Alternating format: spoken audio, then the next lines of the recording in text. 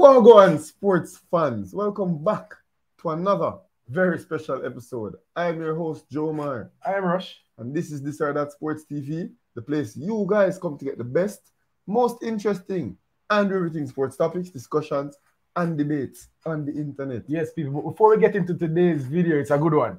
Don't forget to like this one. Leave a comment on the video and subscribe to This or That Sports TV. We really appreciate it. Do one more thing though. Share the video to at least 10 people, but ensure to get us 6 subscribers. Because if each and every one of you guys can manage to do that, you know how many subscribers that get us? By the end of the day. Yes. People, I know you guys saw the title. I know you saw the thumbnail. 1 second, bro. I'm get a bite of my Christmas cake. Same way. Yes, ain't in the mood. Yeah. The season's kind of nice. Yeah, people, it's December time. I feel like it's only right, to bring a conversation to you guys that you really want to hear. We don't really need loose chat. We're not talk about no random things. What? The winter theme is heavy too. Yeah. So, people, without further ado, I know you guys saw his name in the title. You saw his picture in the thumbnail. Let's welcome in no stranger to the channel, Mr. Craig Butler. Yeah, man. And this story would have really taken shape in the winter time. Just around the cold time. So it definitely has a Christmas theme to it. We'll incorporate Christmas into it, bro. But without further ado, Mr. Butler, thanks for making time. I know you're a busy man. We see all these jerseys in the background. There's a lot of history behind you and the things that you do. So I always appreciate when you make time for us. Yeah, man. How you doing? I'm good, thank you. Thanks for having me, and Merry Christmas and happy holidays to man. There we go. all the people around the world, and for those who have less than others, may God provide for you. That is Yeah, it. man. Same to you and the family. So let's kick it off. Let's kick it off right away. What year would it be? Kyle would have been around 12, 13. What year would that be when you decided, I'm going to take these boys to Europe? I think I can do that. No, but when would that be? I think he decided that he was Long going before. to take them to Europe long before then. Speak to us about the master plan, first and foremost, before even getting to Europe, before even knowing exactly which. Because apparently you guys landed in Munich. Speak to us about what would have gone into that 5 years before, 10 years before, because you're a very meticulous person. I know that it was coming a long time. Well, I think 10 years ahead, Yeah. when I'm doing stuff. And one of the things was, if you remember, at the beginning, this all started because Kyle said he wanted to become a professional footballer. And at the time, and I think the same is here now, you didn't have proper, consistent, sustained development, whether it be in the schools or in there were no other academies at the time, so it was the schools or the clubs. And so I had to figure out a game plan from beginning to end. So I would prepare them as best as I can. I did as much of research as I could, and utilize my own technical skills and development as a player. I was a hybrid, the first real hybrid at the time. What do you mean by hybrid? Well, what you've come to see of football wasn't always what football was. Yeah. In Jamaica, when you were a defender, you were a defender. Midfielder, winger, striker. But you didn't have many overlapping. This is what they call it, an overlapping wing back. Yeah. Back then, and I was one of the first that actually crossed that channel from a central defender to a left back to a central defender, and then back to a overlapping left back. And eventually I became a striker. That's what I played in college. So, and thereafter. So a lot of people wouldn't know that. Develop from the back as a player and going forward. But forget about me. What I wanted to do was to develop the boys, get them ready, and then we would look at how they would become professional footballers. Because to become a professional footballer, we would have to leave Jamaica, because Jamaica doesn't have professional football to date. So we the game plan was there. You know, you knew sometimes you know where you want to go and what you need to do, but you don't necessarily know how. You know, you're just getting there. You know, you have a destination, and whether you have to go above it, under it, around it, or through, but you're going to end up at that destination. Mm-hmm. And that was what the game plan was, to make sure the boys are as technically competent as possible. And I recognize that, you know, in order to make it, they couldn't just be better than the homegrown talent that they had in Europe. They had to be 10 times better. And it wasn't about them, it was about Jamaica. Yeah. Because at the time, Jamaica was seen as much less than what we're even seeing today in terms of the football world. Mm-hmm. You know, you know, no one believed that Jamaican footballers were worth anything back then in mainland Europe. Maybe in England you would have, you know, a few players that would have transcended and moved to England when they were young and then became a part of the system. But if you were to say, listen, this player was developed in Jamaica and he can be world class, they would laugh at you, which is what they did. Yeah. So when we went to Europe, our goal was to make a name for Phoenix, the academy, by being the pioneers to show Europe what we were able to do so we could get the other kids, other players, the opportunities to make it. All right, so if I'm not mistaken, Kyle would have made that decision that you wanted to play football professionally at about 7 years old, correct? 6. 6 years old. And after that, the gears that started to turn in your head. Tell us about the process from there on in to, I guess, 12 years old. And obviously when Leon Bailey would have been included and Sharky, so on and so forth. So from Well, we Kyle, began training together. We just started, you know, I remember he saying to me, boy, Daddy, I want to become a professional footballer. And at the time, I was the GM for Toshiba mm-hmm. and doing very well in my corporate life, you know. I said, well, Kyle, go on to Stella Maris and play football. What you talk about? He said, boy, no, daddy. Because he used to talk like, no, daddy. I said, what happened? He said, they only play football for 2 hours per week at Stella Maris. And if I want to be as good as Ronaldinho, I have to train every day. Mm-hmm. That boy, his intelligence level, you know, from way back then was just way past everybody else, you know. So anyway, I said, so what you want me to do? Say, you have to train me, daddy. You. I said, all right, Kyle, watch it. Every Saturday morning, man, can go kick some ball over short to that we start there. Mm-hmm. So the two of us used to go. And the next thing you know, a friend them from Stella Maris start come. Then it's like the Pied Piper. The little kid them out, children out of Grand Spence start come up the road. You Yeah. from Cassava Peace start come. Narbrook, Cherrigan, everywhere in the surrounding areas started to come, and then they also had friends. And I remember Romario Williams came from all the way over Portmore, you know. Sharky, all of them common. Sharky was from Shaft Sky, was from Glen Drive. You know, all those players they started to come in, little kids, little kids. Mm-hmm. I remember all of them came with issues, you know. Who father not dead, mother dead. I mean, you know, it was hard. I remember this kid Stoner. Same thing happened. His mom died of an aneurysm. You know, I said, listen, jump in the back of the Jeep. Then we met Bikey up in Travis Grove. Mm-hmm. I call him Bike Ears. Because he used to have ears that look like a bike handle by ringing. So, Right. and then he came to live with us, you know, at about 12. So eventually we had like 23 kids in the house. Yeah. And I remember my last job that I had, I was the country manager for Audi. And the deal I had with them is I said, listen, I will quadruple your sales.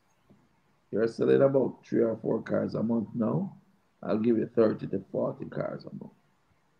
But I cannot work past 3 o'clock because I have to coach the boys. I remember Brian Stevenson, I think, was the manager back then, the GM for the group. And they called a meeting. And the meeting was to be like 3:30, 4 o'clock. And I had a little quarterfinal or a game with the boys that day. And I said, I can't come to the meeting. He said, well, if you don't come to the meeting, you can't work here. It's a company meeting. You have to be there. I said, no, we have an agreement. So, well, you have to come. So I said, okay. I drive the company car, the Audi Q7, pick up the boys, take them to the match, play the match, coach the match, and then drive back the company's car, put the keys back, took a taxi, and go home. But my commitment from then till now was way, way far than people understood. They thought I was just coaching some little boys, some little ghetto kids. And no, it was kids from all over. Dennis Chong's son came to join us, and to this date, DJ is a phoenix, and nothing anyone says can break him. And we decided when we looked at everything, I said, all right, boy, what am I going to do with all of them youth? Yeah. On a serious note, how am I going to help them? Like, yeah, we can probably butter and drink soups until them reach a certain age. Plant vegetable around the back, buy meat, and make soup every day. Can feed them so till them grow. But what happens after that? How am I going to help these kids? I didn't know what to do. And my life became so enwrapped in them that I was spending more time. You can imagine 23 children, 23 parent teachers meeting. Yeah. 23 lunch money. You understand? 23 sons at this point. Eh? I say you have 23 sons at this point. Exactly. So I said, boy, what am I going to do? And I remembered, I said, give a man a fish, you feed him for a day. Teach him how to fish, you feed him for life. I said, all right, I'm going to use football as a vehicle to advance these kids. So he said, before I know it, brother, I coach you, because I'm getting proper coaching and proper development and some form of system in them lifestyle. Them have order. At one point, you had the best players in high school playing for Phoenix. Right. Sean Laws, Romario Williams, Jason Wright, Kevon Atkinson, Dominic James that died, part of Phoenix too. All of them, DJ or Campion. We just had the best kids, and pressure start reaching because the system set up in Jamaica that small clubs must give the big clubs their best players for little or nothing, but the small clubs so broke that they're happy to take the little or nothing. Not even in Jamaica. I think that's worldwide. It's football business. Yeah, but what happens is where it is the corruption get ugly is when the big clubs have the same representatives running their clubs as running the JFL. And therefore, you don't have a choice. If you don't do it, you get pressure, ostracized. And at the time, I also had to say, listen, we need, we have to thank them. In truth and fact, I have to thank them because I probably would have just used the football to get them football scholarships. Yeah. But it's because the pressure that them put me under, and I try to shut me down, and I try to take away youth them, and I batter away, and I bully away, and I send it all over the globe, brother. Every club will go to man them run with. I said, look at them, man. We need to get out of this country. Because if we don't get out of this country, they're going to kill me or I'm going to do one of them something sooner or later. So Yeah. And I'm not going to get an opportunity. I can't stand by and see that. Can't sit watching and get blocked. So let me figure out. So I say, you know what? I'm going to take three ambassadors, 3 pioneers with me. And I want the strongest one was Sharky Kevon Atkinson. Mm-hmm. Very quiet, very simple person, but extremely strong, extremely powerful as a human being.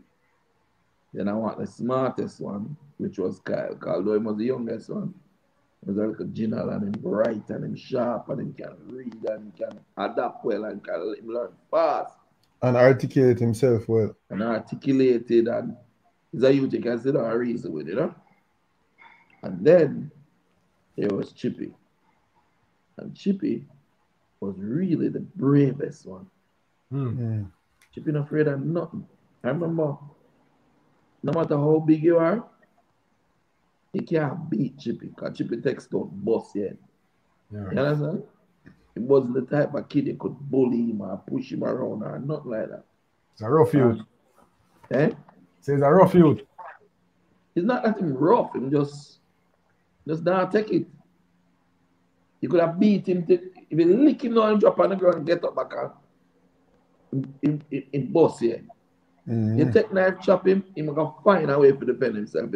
Just, and that spirit, that spirit, when you put the 3 of them together, those were the ambassadors that were needed to go and conquer Europe. And so we found a way, we thank God to Eddie Layton, who remains my friend today. And Sean Layton. Yeah. That plays Mona. Yeah. Sean Layton, I don't think was even born yet. When Eddie looked at me and said, Craig, here's $1 million. Take it out of school fund. And I remember at the time, because, his company, he had a lot of his family working with him. And when you have family working with you, sometimes they question your logic, especially if it don't look like it makes too much sense.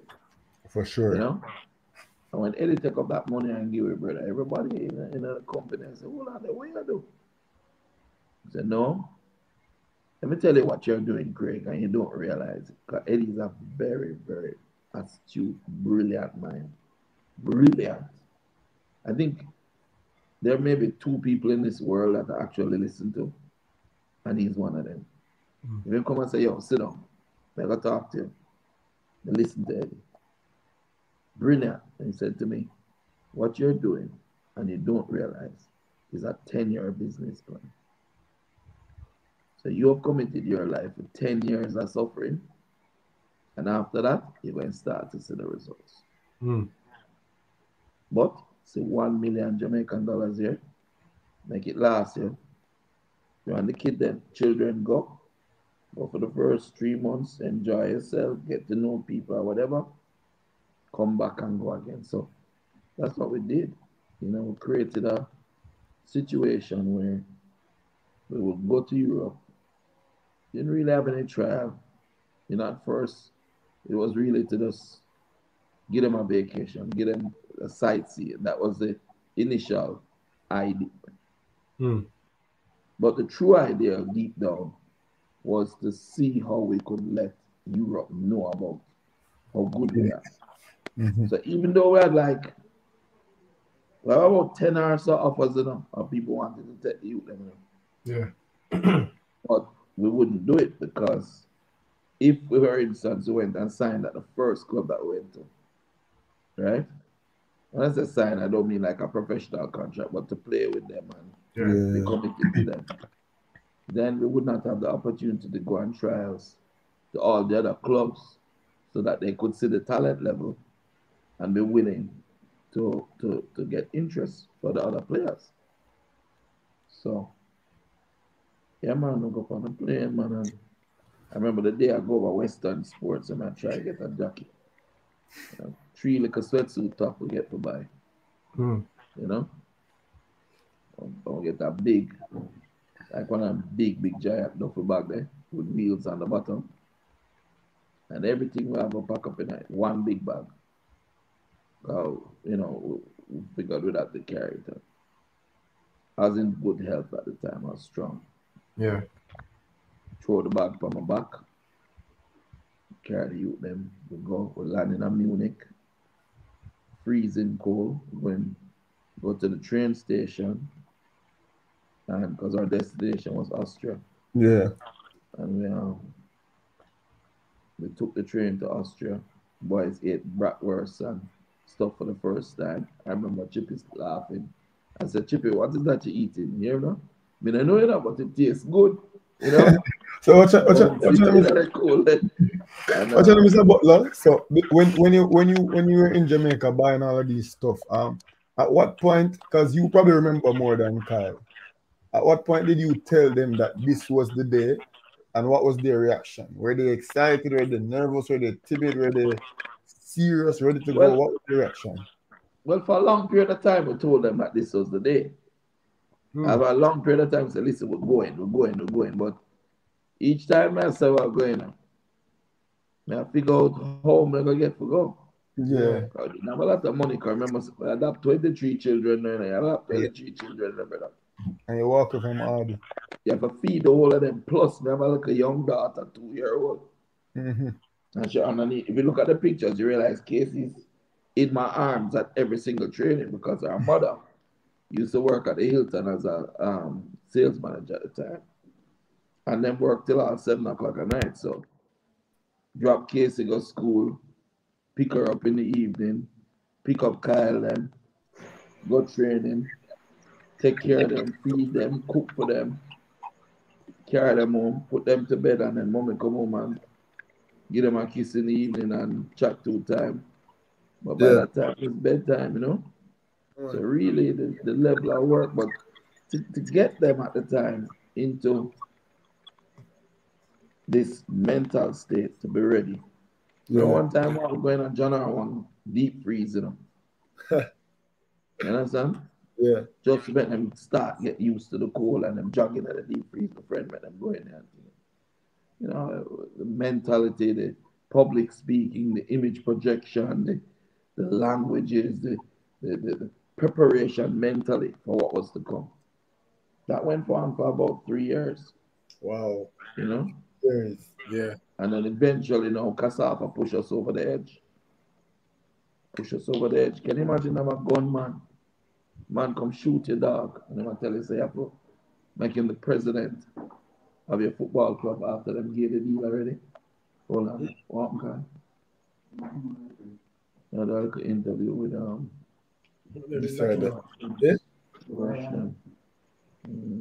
Greetings, Kyle. Big up, Kyle. Mad. So, Mr. Butler, you think they doubted you at any time? Because you've been telling them for 3 years. You think at any time Kyle and Leon probably say, I want to this old madman, just a talk off him up for it. We're not going to No, I don't. No, because first of all, I wasn't old at the time. At the time, I was still a player on Major League and player coach and everything that went shorted. And then, so we used to par, you know. You see, like how, remember, you know, all of my friends at the time, just imagine, all of your friends at higher levels, business people, you associate with, you're doing it. If you notice a shift into a professional, almost a professional persona, and then you see me shift back to like a baller. Yeah? And what happened was all of my friends at the time, them stopped par with me. Just imagine, because when Craig Butler come, I got 15, 20 little youth, a trail behind him anywhere I go. You know, look good. You stop inviting him anywhere. Yeah. You know? So they became my friends.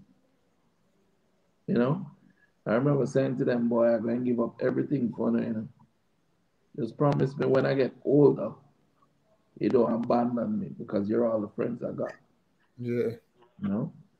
And truth be told, you know, I remember reading a poem by Khalil Gibran. And it's called... Sorry, I'm having trouble connecting to the internet. It looks like an issue with the router and echo device, so try restarting them. Unplug both of them. then plug the router back in. Wait 30 seconds. Alexa, Once the router is back on and connected to the internet, plug in the Echo device. Your time, Alexa. Yeah. Don't say her name again. She may come again. Yeah. So so we came. They were like my brethren, you know. Yeah. And what was the They were reaction? up and down everywhere together. I trained together. We're on the beach together. We cook together. Teach them how to cook. Start preparing them. Teach them how to iron their own clothes. How to survive. On their own. Because guess what now? When you go to Europe, I did the research.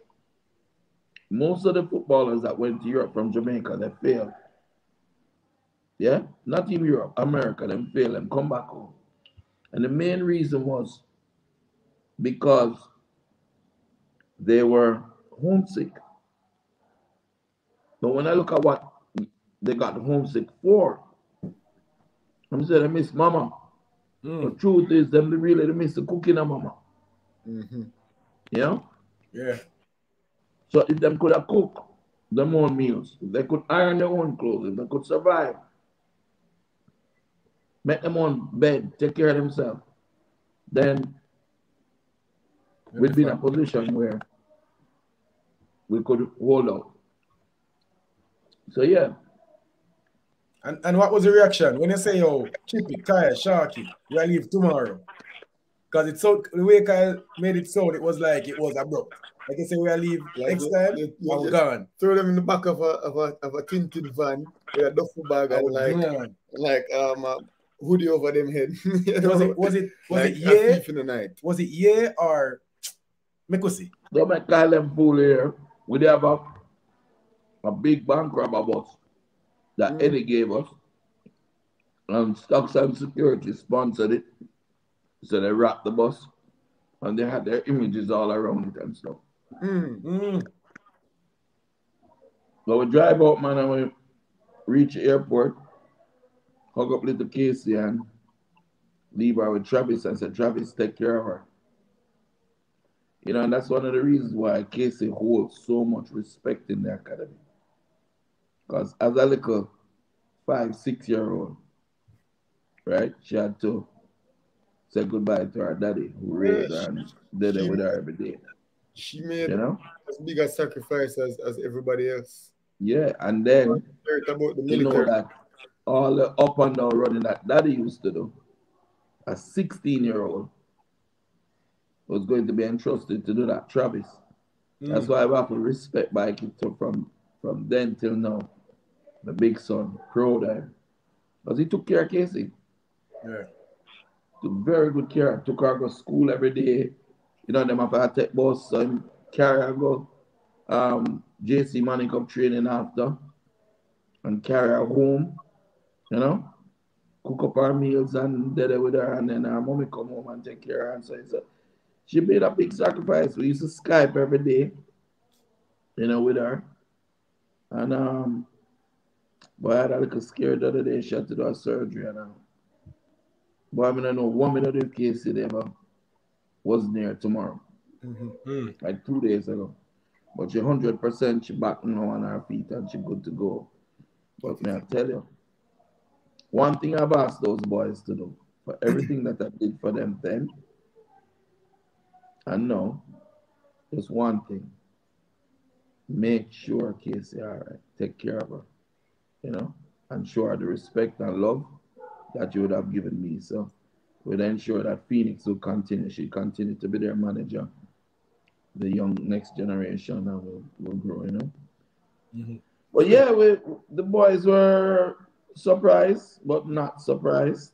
They were excited. They can't wait to get there. Plus, every day after, you go to a football club, you go to Medforest and Cassapa to the registration list and them say Leon Bailey and Kyle Butler and it immediately Medforest again bang.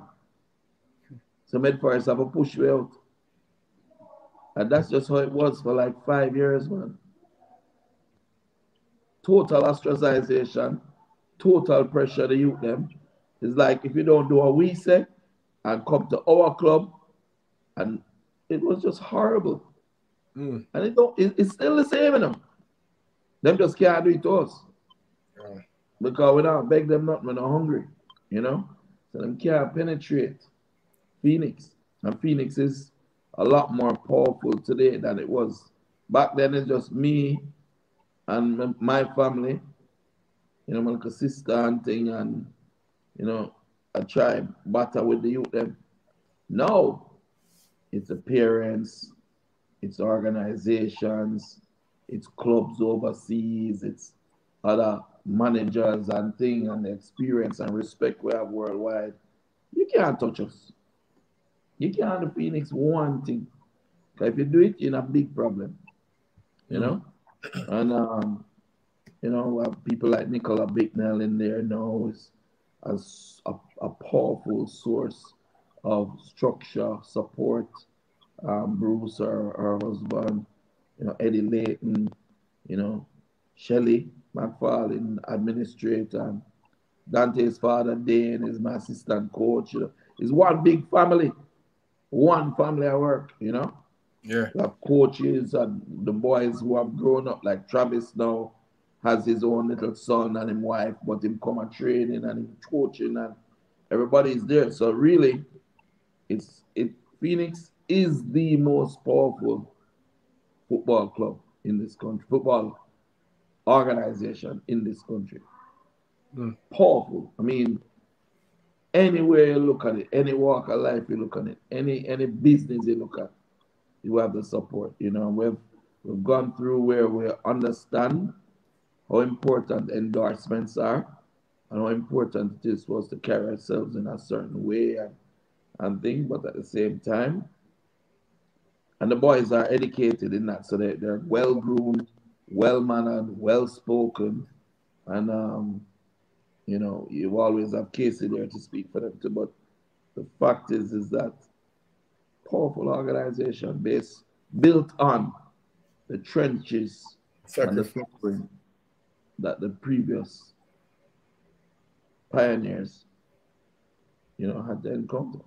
Yeah, man, and that's a perfect segue back to that train ride to Austria, because that's where we are right now. You know, Kyle told us a story about the first time being exposed. You know, the first time being exposed to the elements, the cold. He said it was like nothing he has ever felt in his whole entire life. It was impossible to prepare for. What was your reaction, Craig Butler, to the first experience with exposure? Well, I'd gone to school in Boston, you know, so I'm used to, and lived in the U.S. for a long time. I went to school first at Pace University in New York, and then went on up to Boston. And upon graduation, I quickly ran down to Florida, where it was warm. But I had encountered it before, you know. Yeah. And but nothing was to prepare me for the knife-like weather. It's like knife a fly run through, you know, brother. And the fact that we didn't have any real jackets made it so much worse, you know. But I'm the leader, and what I did was, my grandfather, he said, keep a stiff upper lip, you know. Yeah. And tough it out. And the whole mantra, the Phoenix, and the Phoenix can never die, and Phoenix leave no man behind, and nothing will break us, and nothing can stop us, and nothing can stop. The worst thing you can do to us, you know, it's better just leave me alone. You see, if you ever like challenge me or tell me, say, we can't do something, that's when you activate that switch. And that's what we face. You know, we can't make it. We're just, you know, it's a pipe dream, it's a joke, it's, you know, I'm a madman, but guess what?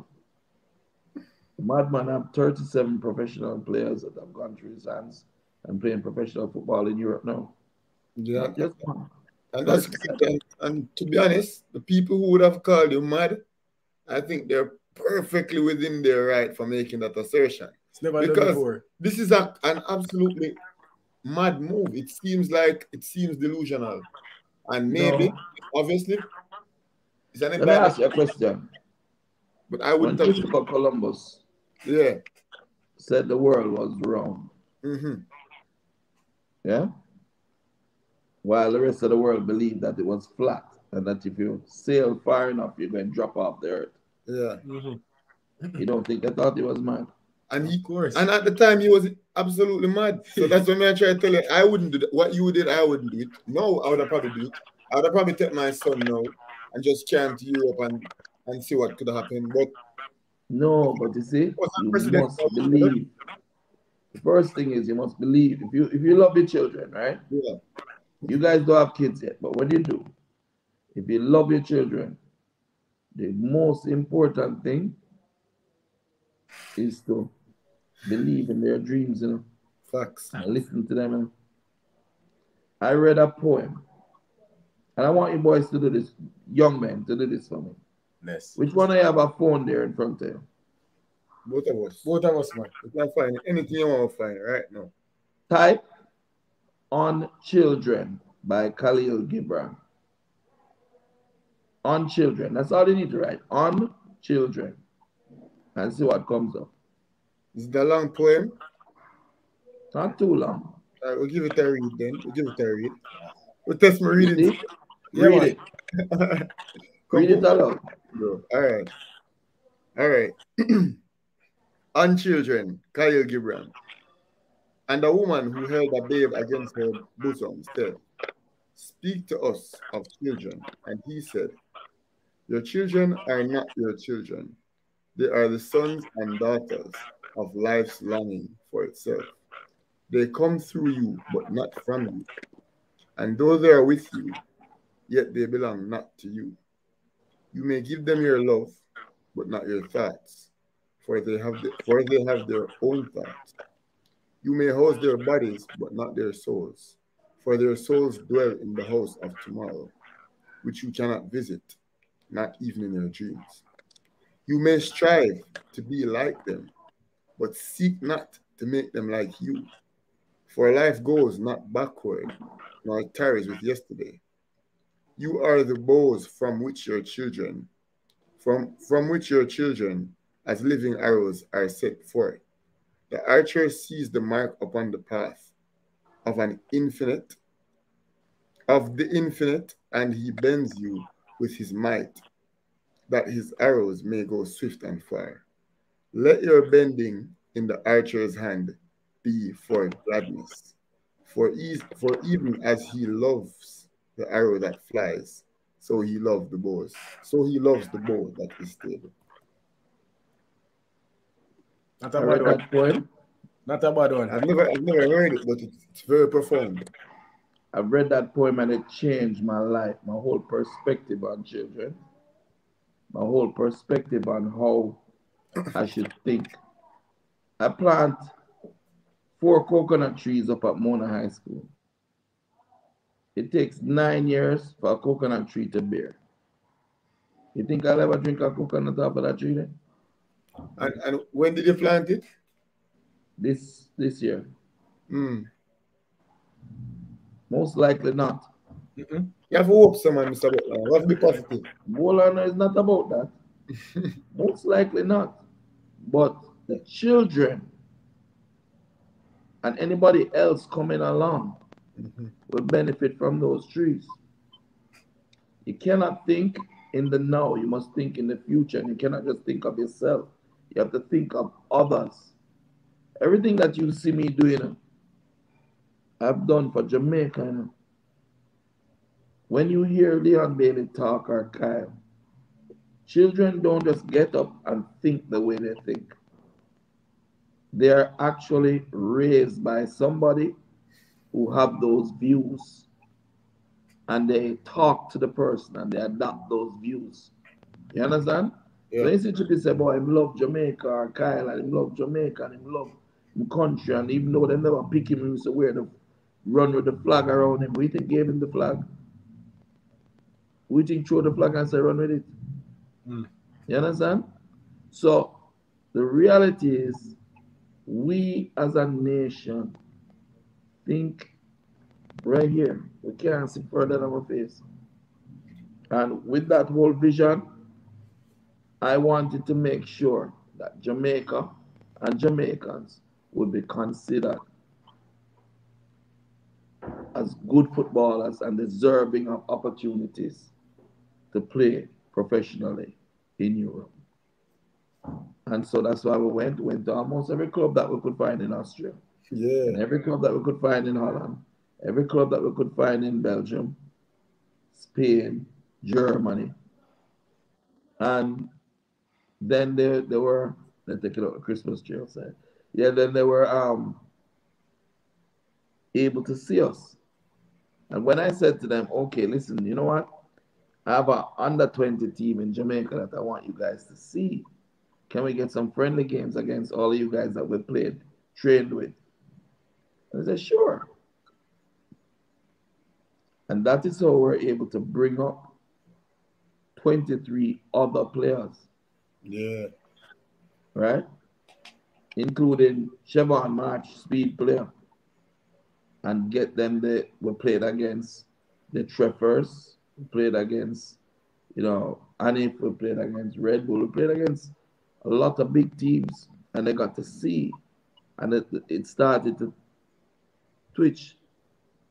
Players from Jamaica, not as expensive, but good talent. Let's think about giving them the opportunities.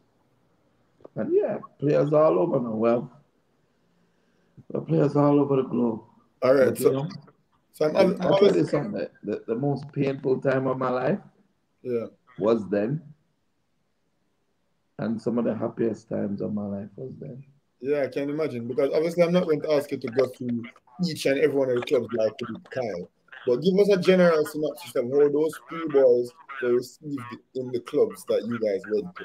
And then speak to us about when what you'd say underwhelming results or underwhelming receptions became good receptions until you finally settled in Belgium.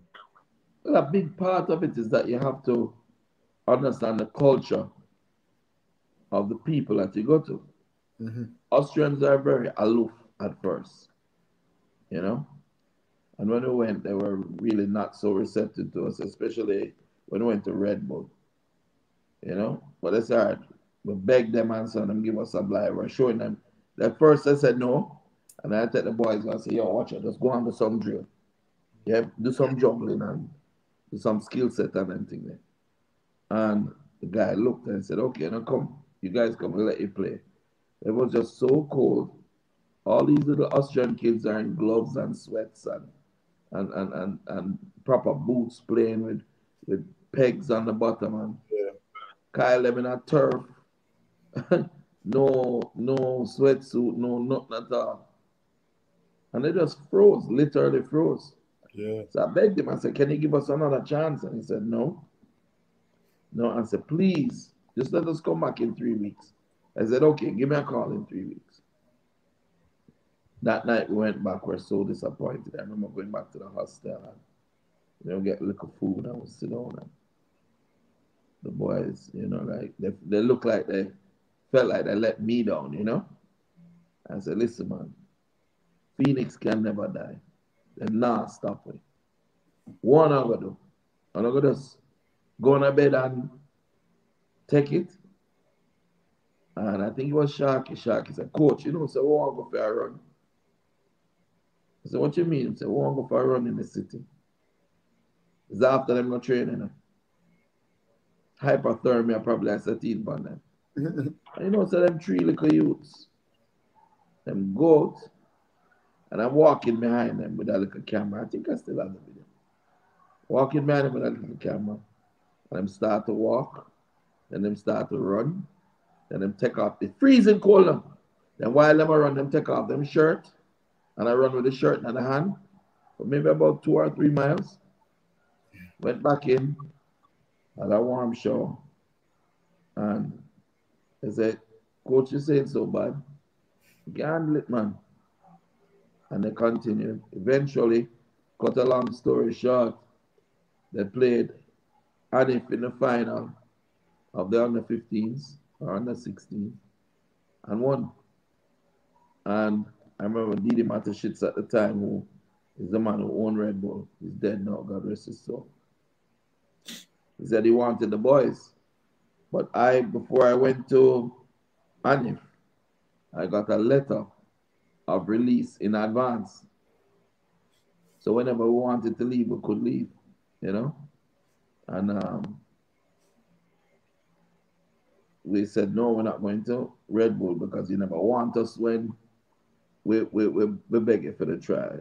And man coming a big checking and us buy Anif, you know. Buy the club. Buy the money different. But by that time, we had left, we gone back home and, you know, recover and come back again. And well, I'm not telling you, life is rough them time, my brother, because just even to get a little extra money, you know, you can imagine that $1 million Jamaican dollar not gonna last too long. Oh my God, that done as a blink. As you blink. So I'm have to clean the toilet, you know.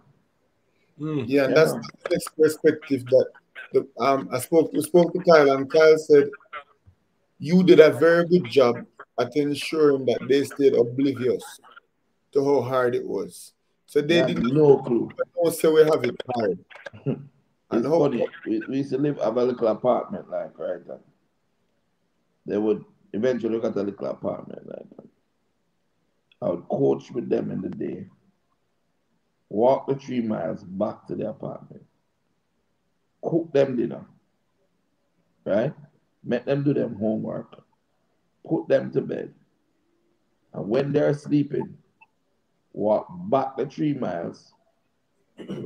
Clean the same gym when we are coaching in the daytime. Right? Clean the toilet, them wash the shower, them pour down the place or whatever. And go back before them, catch 2-3 hours sleep, wake up the next day and carry them to school. You know, because you can't have them there and they're not going to school. So they actually went to the best schools in Europe, you know, while they were there. And then we'd go back home and we would have, you know, support, and then we send them back again. So it was always you're learning, you know, you're learning. And the loneliness, because they went to school, so they would have friends, you know? Yeah. And they would learn the languages. But I never went anywhere other than to go work, clean toilet, coach, go every day, you know? At the time, I had like a girlfriend, and she didn't want to live that life, so she left.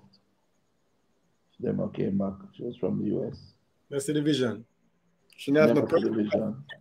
And even if they saw the vision, it's not that some people just weren't able to handle a long haul. Yeah. It's a long haul. Rough. You know? And, you know, you have one pair of shoes and you work.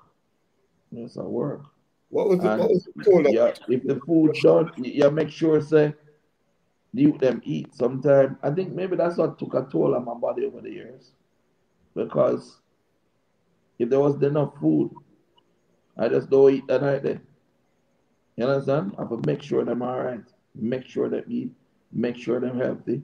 Make sure they're not facing anything. Everything was a game. Yeah. You know what I mean? When I used to go over to my friend, I had a friend named Elvin and his dad, and they had pears, you know? You know them American pear there, the yellow one them? Not avocado, the others. And they would pick pears and they came and we'd pick pears and they'd give us pears and we'd carry home. And that's how we'd have fruit, you know? Yeah. But the boys never realized that was really my way of getting food. You know what I mean? But we went through, and I mean, eventually life got better. We made a lot of friends. Yeah, man. Even before we're leaving, and if to come back. Even before the positive, Mr. Butler, even before the positive, like this is something that is worth I'm emphasizing on. Like, I have to talk about this. I have to make the people hear this. We ourselves are interested in this. Like, many times when they were sleeping, like what would be going through your mind? Is it how long will this last? Or is it I can't give up? Like, sleepless nights, many tears shed. Like, what was your mental state throughout this time period? Just imagine, right? You can't afford the money to make a phone call home. Yeah. Because you need it to feed them tomorrow. You don't speak the language, so you can't get a little girlfriend. You have no one your age that you communicate with. You're alone. You're not just lonely. You're alone only, and they're looking to you. Yeah. So you're the solution for everything. You're the rock for everything. You can't feel pain. You can't sorry. You can't tired. You can't hungry. Kyle, it's really hard right now. Please walk me through it. Please be my strength emotionally, because that's no way to burden a 13-year-old. No, son, I'm not do that. Yeah. Can't go to them. Can't. So I remember though, one night after me I do it for a good while, you know. One night, if you know Phoenix, all Phoenix have the same knock. You have a knock, a horn, everything. We have a whole code how we operate. So all I hear is on the door. After I'm inside of the place, I clean toilet. I hear the Phoenix knock on the door. So I'm come outside. Now the three of them. So you think so we're going to make you do it by yourself all this time? Come make we help you, man, and them help me a couple of times. Just before we left. But you know, one of the things with us, we always stuck together. Stick together. And the mothers of the boys, I can take credit that I did the work. But the effort that Leon's mom, Kyle's mom, Sharky's mom, you know what it is like to trust somebody wholeheartedly with the life of your child. Yeah. But it's like to tie your belly and pray every day, and see people know what I want. Yeah. They would have to trust. They would have to trust that you have your best interest. Thank you, Mikey. Come say hello. Here's Mikey. I'll go on Mikey. I'll go on back. Hey, people hear him say the youth them live in yard and think a joke, On Sunday. We see it all the time on stream. Like it's Sunday for real. Yeah, man, I'm Sunday, man. Alright, so hold on, bro. I need to put something on the screen. I want you to look at this picture, and I want you to tell me what do you see in this picture. Hold on. Oh, brother, I'm not saying nothing. Lower my shirt then. You want one? All right, let me give you one soon. Hold on. Yeah, go on. What you put up on the screen?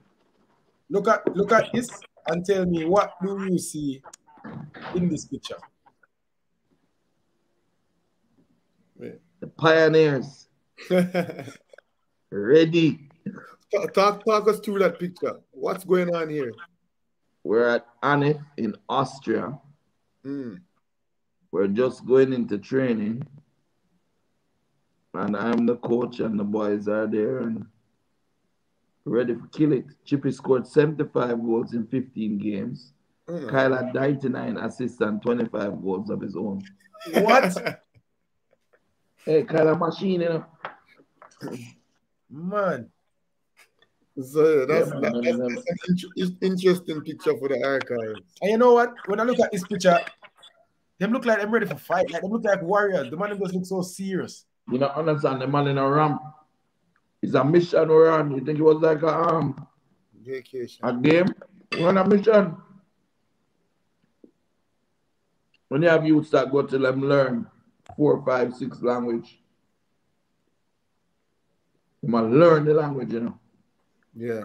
And one of the things I believed in was immersion. Of course, you could have said them go like an American international school or something like that. But I wanted them to be able to communicate with the footballers and be able to, if they lived in that country, if that was the end country they were going to live in, yeah, they should be able to survive. speaking their language. Right. And And so, what age would they be at this point? How old would they be? 13, 14. That is it. Dream still not reach it. Dream still not close it. And if not even close. Not even So close. let's talk about Netherlands and then Belgium, but Belgium in particular, when it began to become real. That's right before you guys came back to Jamaica, right? Yeah, well, what happened was we had taken up the under 20s on a tour. And we arranged for all the scouts from the regions, Netherlands. A friend of mine, Roger Van Gool, he was the first player to attract £1,000,000, I believe, transfer fee in the Bundesliga. Yeah? And he was like our agent at the time, and he organized to have all these scouts from Genk and Anderlecht and Ajax and all of that come and watch, because he was like, these Jamaican players are. Sorry, I'm having trouble connecting to the internet. It looks like... I plug her out. Yeah, so, what's that? Yeah, so he invited all the scouts. Yeah. So there was this one particular game, the Treffers, and they were like one of the oldest football clubs in Holland, you know? And we played against their U19 or U20. And Kyle and Chippy started at left and right attacking midfield. Yeah? Sharky was up front, Jason Wright, Siobhan Marsh, Sean Laws, Travis Blagrove, what was it, defensive mid? Oh, Sean. And, top team, Kemar Reed, all of them are there. And the Treffers scored first. And the whole of the scout them was like, oh, Jesus, these guys are horrible. Then I started to shout. At the time, I would shout rising, rising, rising until it reached the top of my lungs or until their game lifted. Man, them score back 1, 2, 3, 4, 5, 6 on to beat them on them. By that time, all the scouts wanted to get the players, all of this, but remember now, most of the players were under 18. Yeah. So they couldn't sign. So went back. Kyle and Chippy got offered a scholarship to go to school in Belgium. And I got offered something called a practical, which is where you go and study for a year with the club. Yeah. Like as an understudy, so I'd go to all the games, I'd be a part of the coaching staff, all of that, and just observe and learn from them. And so we did, the boys did, they played well as guest players. They would go up, operate within the rules of the Schengen, so you couldn't stay past a certain amount of time. And then go back and come back and forth and schooling and things. So eventually they got a student visa and they were able to stay longer. But it reached a point where they were doing so well, yeah, that everybody in Europe was talking about them. So Ajax wanted them, Standard Liège wanted them, Anderlecht wanted them. In fact, there's a group called the Big Five that, because Genk, we left Genk at the time, and Standard Liège was trying to get us, because a big rupture with the Big Five, nobody would talk to each other. And it was just the technical development that's at Genk is second to none in the world. Second to none. At the time, they were developing. Michel Ribeiro was a very good skill set guy. I think one of the top technical trainers in the world. And he was developing players at the time like Kevin De Bruyne, Benteke, Courtois, Carrasco, you know, just talk. And I learned everything. And then Ajax wanted the boys, so they invited us over. Went over. They made offers, you know, but at the time, remember, we're also learning the rules as we go along. You know? So at the time, we realized, boy, we can't sign until I'm 18. So better for us to go back to Jamaica and play, train, develop. And then I went back and took all that I had learned over there and put it into the academy. But even prior to that, more catastrophe happened, you know. Like what?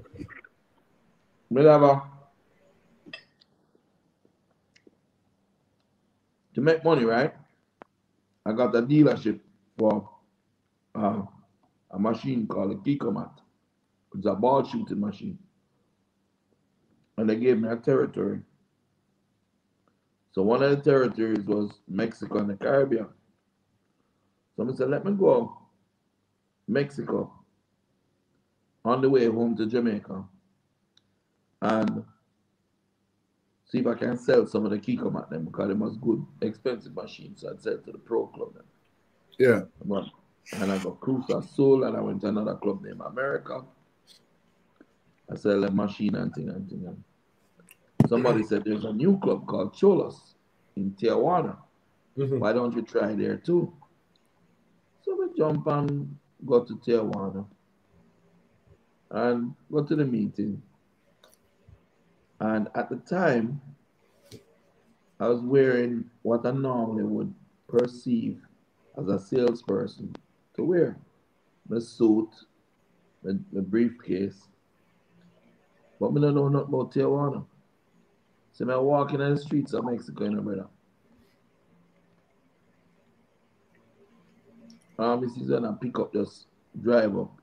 A man come out with a gun and put it to me and I said, go into the car. Take me off. And basically,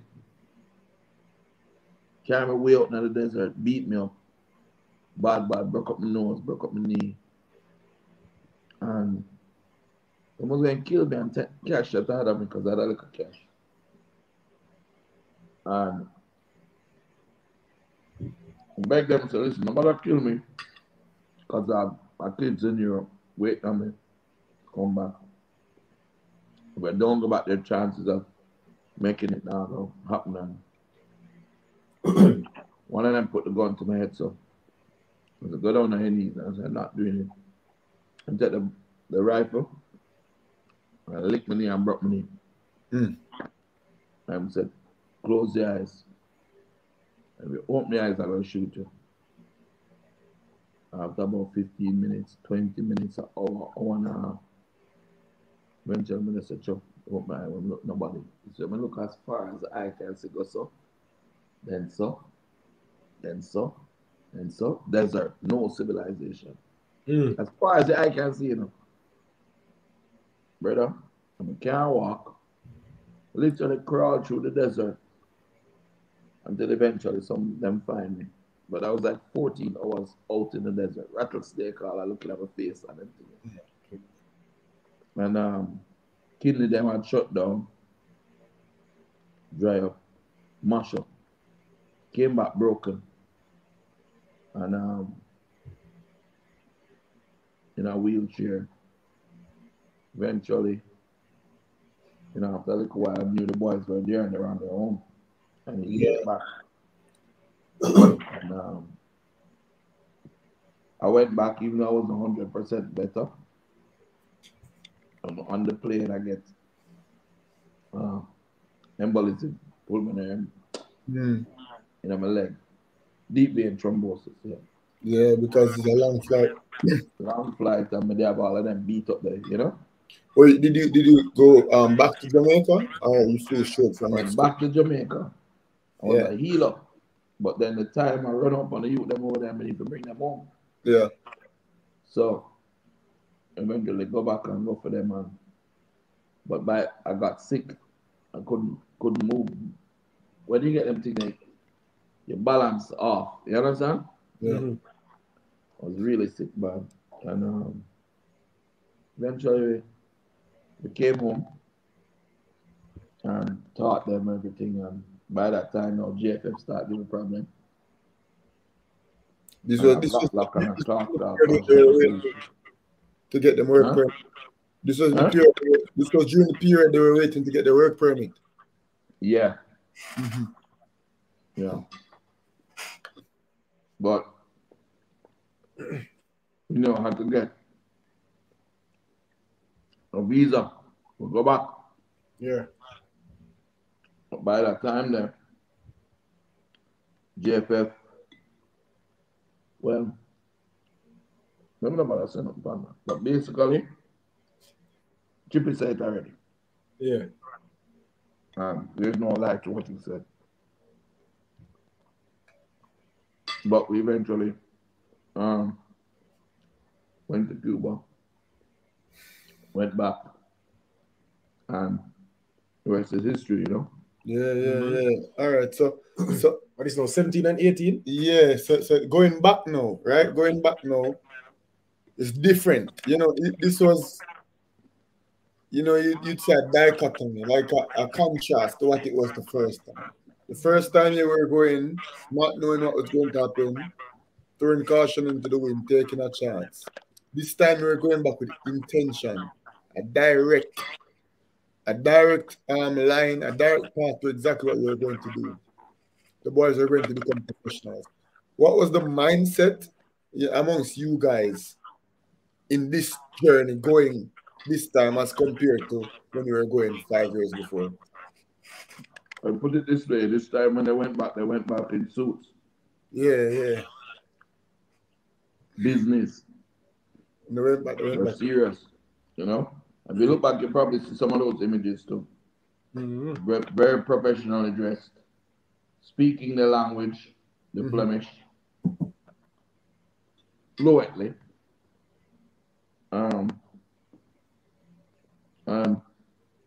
With the love, really, the love of the Yankees. You know, Yankees, love them, and they love Leon, and love Kyle.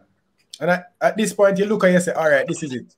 Even if this is all that we get out of it, just Liam Bailey in the first team, Kyle in the second team. If this is all that we get, we reach. Because at the end of the day, you're playing in the first division of Belgium. That's still a very high level.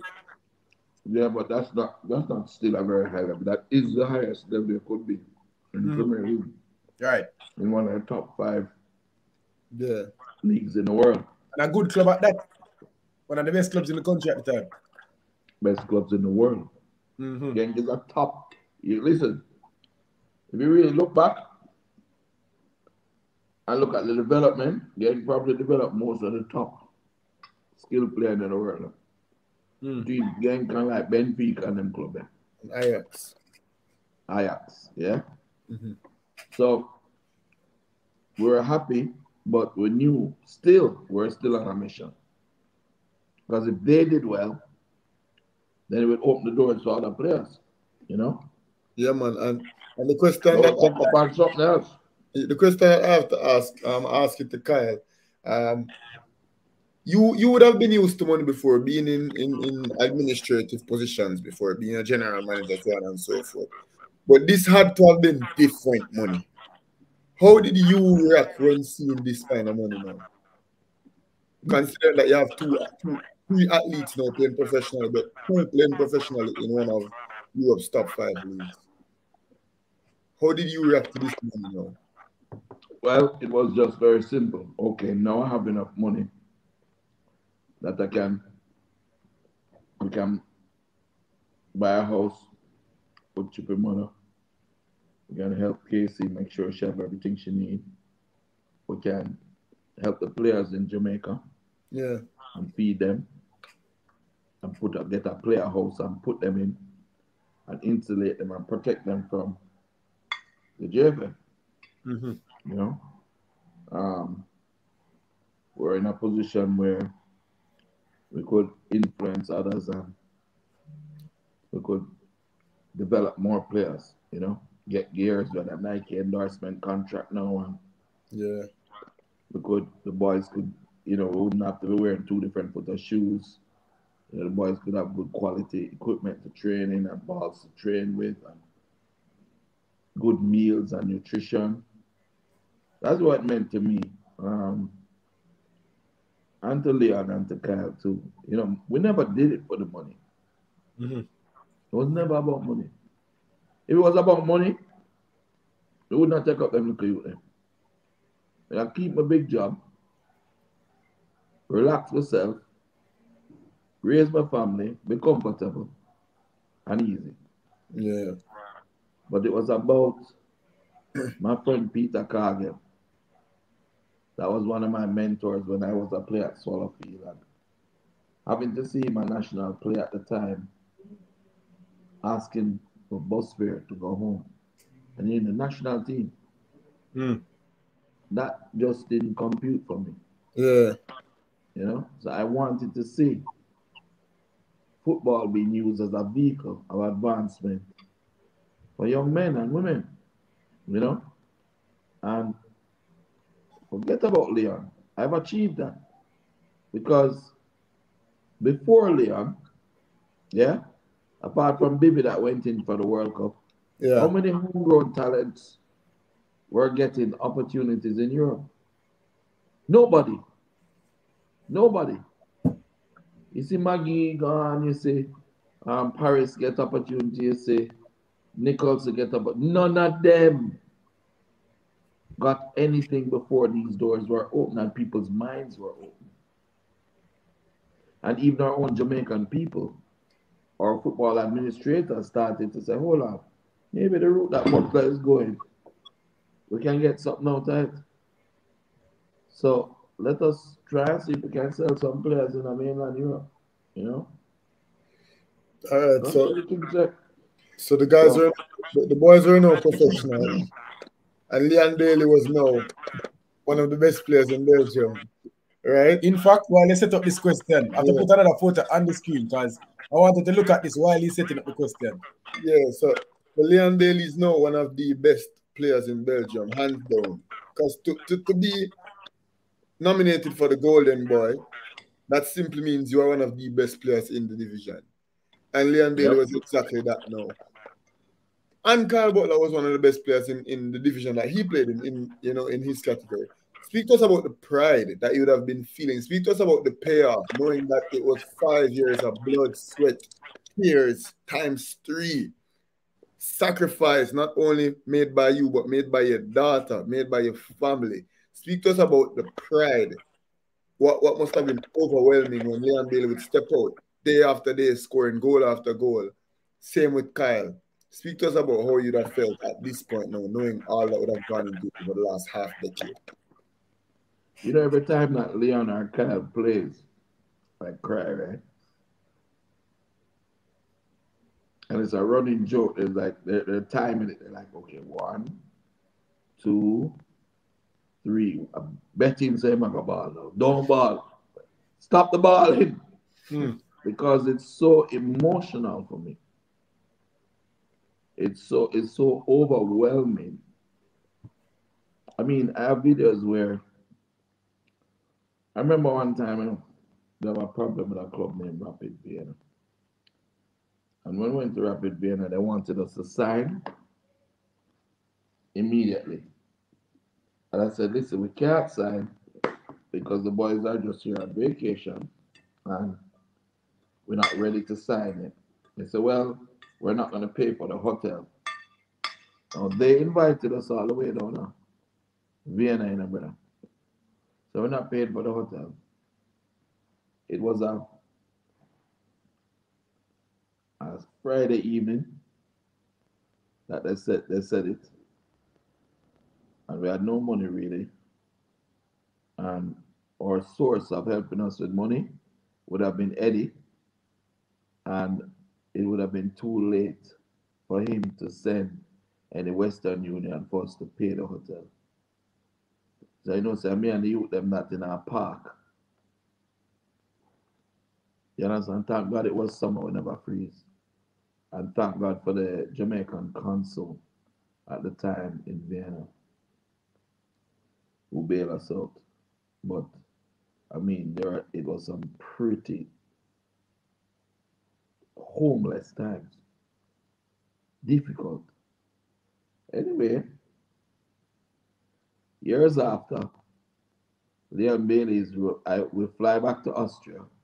We fly back to Rapid Vienna, and Leon is running out to play against Rapid Vienna in the Europa Cup. And I'm in the, what would be the equivalent of the Royal Box, sitting down. And you can hear the video, my hand shake. You hear in the video where I'm saying, get them little chips, get them, and I started to cry. And Leon scored the goal that won the best goal in the Europa Cup that year against Rapid Vienna. A ball him just pass across and him run on from about 30 yards out. I whip it straight up into the pitch, it hard. And it was poetic justice, you know. We came back to the club that was slightly unkind to us and sink them.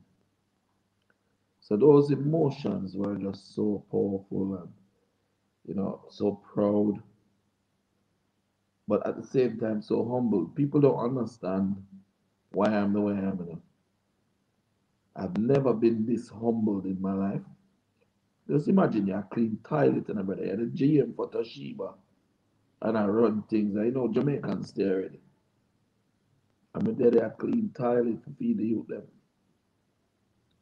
Only to come back and I'm in my business suit now, rubbing shoulders with the biggest agents in the world, Penny Zahavi and George Mendez and all of these guys. Who they themselves have gone the journey too, so they understand. George Mendez, I think he was a waiter before he started to become an agent, and now he's one of the wealthiest agents in the world. You know, Mina Raiola was a pizza delivery guy, I think. You know, but all of us believed in someone and believed in a dream, and that loyalty and commitment to Leon, to Kyle, to Phoenix, unwavering to the day I die. I never stop fighting for them, and if you rank with them, they come for you. So I mean it. I mean, literally in any possible shape or form I can. You know, although I'm a little old man now, but you know. And there were there were pros. Leon Bailey, the individual awards started to rack up. But before we get to the individual awards, there was the celebrity that would have come with them being professionals. How did you help them adjust to the celebrity their newfound celebrity? And how do you think, from your perspective, they handled it initially? Kyle said he didn't think initially they handled it very well. They grew into it. He said he believed that they associated themselves with some people that they shouldn't have, and they took up some habits that they probably should have not taken up. How did you? Well, just imagine you make money and you're moving from taking train and bus. Driving Range Rover. I drive a Range and I drive a Mercedes-Benz convertible at 17, 18-year-old. Every girl want you. Every girl want you. And everybody want party. Everybody want go. And you have a father who says so. Inside, right now, move it. You know? No party. And every girl that come, me I vet them and I said, that one, she can't cook. She out. Cha-cha. You understand? Yeah. So, and we all live together. So I would be in Jamaica sometime, but most of the time I'm there at every game. And you really have to protect them. You have to protect them from themselves. Yeah. Because they're wilding and they're wild like Cersei. but one of the things that I really appreciated and love with them is that they understood the importance of the role model factor. They understood the importance of giving back and to be ambassadors and to be there, especially for children.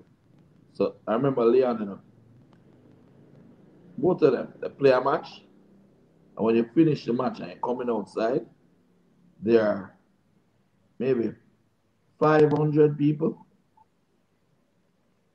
I know say Chippy signed every single autograph before him go and take picture with every single kid. Every time. And that's one thing I've always loved him for. Both of them, Kyle and Chippy, they never ever forgot that they were once one of those little children looking up, So they never shunned them, they give them a lot of love, and until this day they're doing the same thing. This year, as our charity, where Leon and Casey were born at Victoria Jubilee Hospital. Really? Yeah. And because at the time when Casey was being born, we broke them time there. Yeah. So, and thank God they have the best facilities really for childbirth and with any complications. But there are a lot of children that are born down there that have very little, So this year we've decided to give $1 million, Jamaican dollars. 1.5, I believe, Leon, is given from his foundation. And we're going to go and buy diapers, newborn diapers, and shimmies, and little shoes, and the little caps, and everything. And we're going to deliver it on the 22nd. So tomorrow I'm going to pick them up. And this is the mentality of a Leon Bailey, of a Kyle Butler, of a Phoenix. And the boys from Phoenix are going to do it. And then on the 29th, I think it's 29th? No, I think it's early January. They're then going to go back and paint a ward. So not only are they giving, but they're also learning to actually give up self, give up time, give up effort. So these are the things that Leon and Kyle grew up in. I remember one of the times when they were little, there was an earthquake in Haiti. Do you remember that? Yeah, man. And that earthquake was so devastating that so many people didn't have anything at all. And I took the boys down to New Kingston, and we helped with giving stuff, collecting stuff, and packing the stuff to send to the earthquake victims in Haiti. And the lessons learned then about giving back. Our little Casey was there too. She was like 3 or 4. Where then you cannot replace them. No, you cannot. It's part of them genetic code. So we can sit down and happy to be driving a nice car and have Jeep and have nice home, and then at the same time we don't make a little effort to give back. It's not about the pictures or rare. As I said to Chippy's like, "Beef, don't bother do the pictures." I said, but guess what? If we do pictures that we put them out, then the other football clubs, because them have to compete with us, will also do some form of charity and help somebody. You understand? Yeah. It will motivate others to share, to be kind. And so that's what we're doing. And, these are the things that really make me happy. And I'm proud to have been the catalyst for all of this to happen. I'm sure Leon has now revealed that the decisions that they made were never decisions of, we never ever, as I said to you, they were like my friends and still are. We don't make decisions in a singular way. It's not me saying, listen, don't play for Jamaica. It's, we're not playing for Jamaica. We'll sit down and Chippy say, no, Beef, I don't want to play until them fix them out. Or, it's not fair what they're doing to Kyle. We don't want to go there and deal with all of this shit right now. Sorry. Things right now. Yeah, good. Perfectly fine. And we became stronger as a for it. The academy became stronger, and we have a certain amount of fortitude. If you look at the whole, it run down to Mona High School, and Papine too. And, hopefully we'll run on to the whole country, to the whole, all these people. Look at this picture. Yeah. Yeah? Talk to us about cry. No, I will plan it, man, because a lot of people don't really know the story and all of the little intricacies of the story. At this moment, Liam Bailey didn't even know what is to come. I don't even think this kid know what he's going to do. No? You know, the people in Jamaica love Liam Bailey right now. Every time. I think Liam, right now, if the administration of JFF and the team fix up their acts, Liam Bailey can fully stay them, continuing to play at the highest level in the Premier League. This kid may know right now, he has no clue. Best young player in Belgium. And we no clue. Leon Bailey is just a year older than us, a couple of months. You have a funny story about that? Talk to us, man. When he went up to do his reception speech, you can get that on video from YouTube and put it on your thing? Probably I get copyrighted. Oh. Yeah. Well, anybody can go back and look on it. His speech said, they asked him how come he wasn't even a footballer, and the guy catch himself and say a professional footballer a year ago, and now you're the Belgian Young Player of the Year. How do you feel about it? He says, I just want to thank my teammates and everything, but there's something that he's been working with since he was a young kid. And it is, a wise man learns from his mistakes. A wiser man learns from the mistakes of others. Mm-hmm. And he has learned a lot, Mm-hmm. And I remember telling him that every single day. Because as a young man, I made a lot of mistakes. It's because I don't want them to go through and get into the same problems, a headache, I would drill that into them. Learn from my mistakes. Look at my life. I have 7 biological children with 4 different women. Look at my life. Do not repeat it. I love all my children, but I would love to just have them all comfortable with me all the time under the same roof without no headaches. Look at the drama.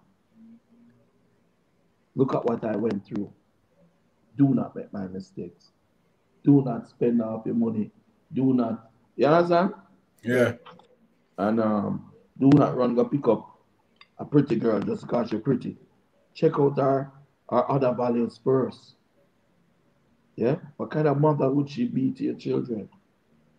What kind of person is she? How is she with your family? How is she on family? And so Leon took it well and learned immediately. Kyle the younger one, and he said sometimes being a little smart, having a little knowledge is not necessarily a good thing, right? So it's because I'm so smart now, him question everything. Yeah? And where Leon would say, you know what? I gotta just listen to me. Kyle is more experienced. Some people, the life is funny, they say the greatest fallacy is that everything that can be learned can be taught. Now, everything what you're learning about can be taught. Sometimes you have to learn it for yourself. You have to get burned for yourself. And Kyle went through a little of that, and the pain that he went through, being my son, and how people tried to use him to hurt me. It was really, really sad, bro. But you know what? We're all back together again. Family strong. It didn't break us. And we're moving forward. And I can tell you, if my son was great then, Kyle, he is 10 times greater now. And if Leon was good then, he's 10 million times more good a person. Mm-hmm. So all of them, Travis, Sharky, all of them, everybody are becoming now men. And for me to sit down and realize that, watch out, Maybe which I could have been a statistic. Yeah. I could see them and push and having good values and standing up the way how Chippy stand up for Jamaican. You know, same truth. You know what really filled my heart, brother, is to know that all those years when I was taking it for Chippy and taking how them and deal with the youth, them and I take the cussing and the fighting and the blame and everything. Chippy was strong enough to come out and say, yo, what my father said was the truth. Mm. And nothing I can do can change it. Truth. You have hurt us, you have ostracized us, you've been unfair to us, you fight us unfairly. And for him, he could have said, you know what? I'm gonna let go the whole of that and I'm the top guy now and everybody love me, so Mm-hmm. I could just Let bygones bask in go. glory. Whatever we went through that for us before, just bury that. But he didn't. And a funny thing people don't realize that that interview that Leon did was at 5 a.m. in the morning before he caught a 7 a.m. flight back to England. I didn't even know he was doing the interview. Oh, with I had Jeffrey? no clue. I said, well, what is? We don't know about this with the sunshine. This what is? I said, that's cool, man. And I remember asking him, I said, Chippy, JFF is saying like his lie, we're telling you. How you want me to deal with it? How you want me to react to it? I said, you don't have to do nothing. You don't have to say nothing. The truth is the truth, and everybody in Jamaica know it already. So no matter what them say, they expect them to say it's true. You know? But it's Christmas time. It's a wonderful time of year. It's time for giving, it's a time for believing, and time for reaffirming the love, you know? Boy, may I tell you, that was an awesome, awesome time. I remember when we were signing that contract. Done. Like we are taking back, man. I took it on memory lane. Why No, Byron? man, that was never ball again, man. It's a balling disaster, you know? Why Leverkusen? Huh? Why Leverkusen? And tell us what transpired in order to get to this point that we're seeing right now. Well, what happened was Genk really didn't want Leon to leave Yeah. because of reasons that I can't say on the phone on this. Right.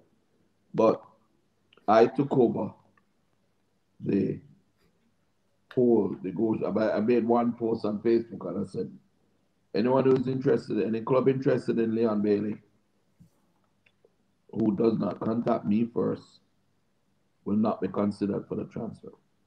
Hmm.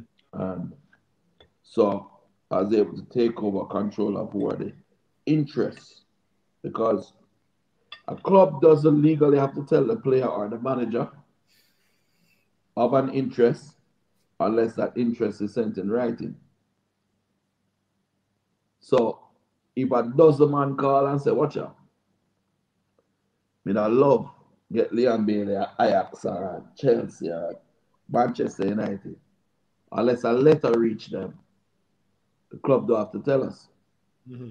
So they can say, well, we're not interested in selling him right now.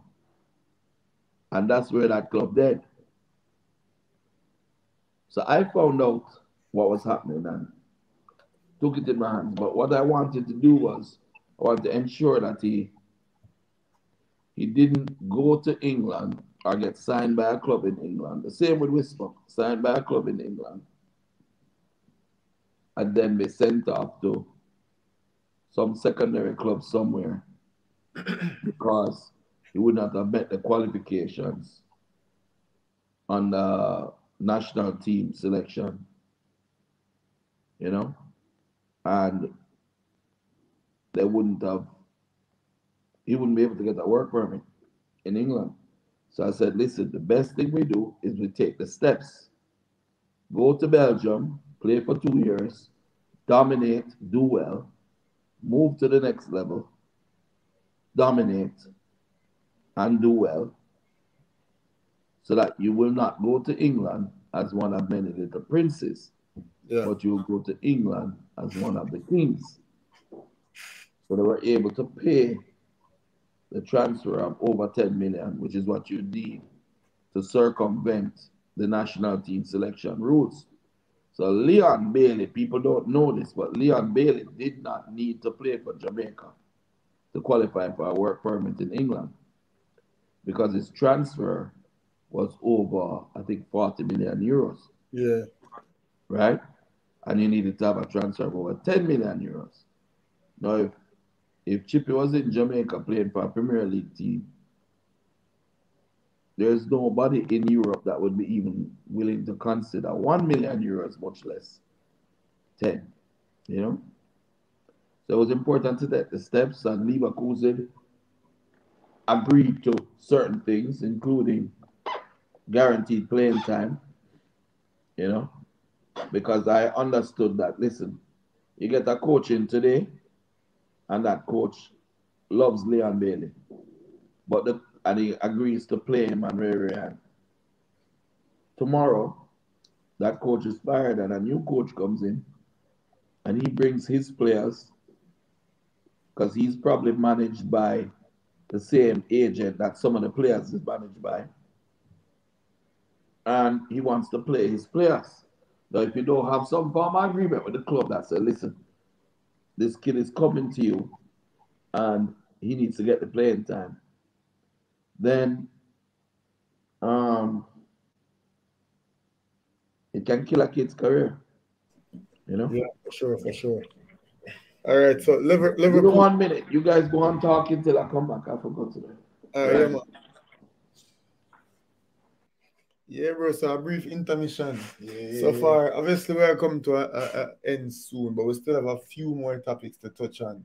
We talk about his debut for the Reggae Boys. That's something that we have to talk about. Yep. We have to talk about the move to Aston Villa. We have to talk about that from Craig Butler's perspective. We have to talk about Kyle Butler. That's splitting the family. That's something that we have to speak about. You know, we have to shed some light on that.